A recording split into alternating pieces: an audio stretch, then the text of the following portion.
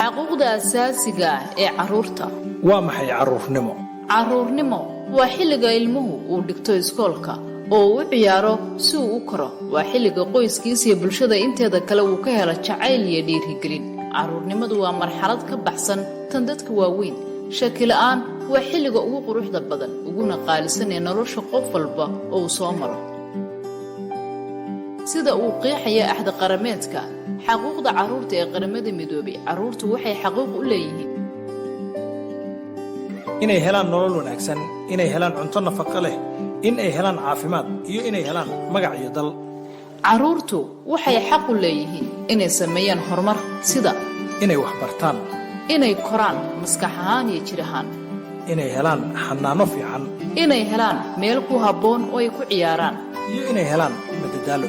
carruurtu waxay xaq u leeyihiin difaacid, sida in laga difaaco ka faa'iidaysiga, in laga difaaco wax kastoo tacaddi ku ah xuquuqdooda, iyo in laga difaaco dayacaadda.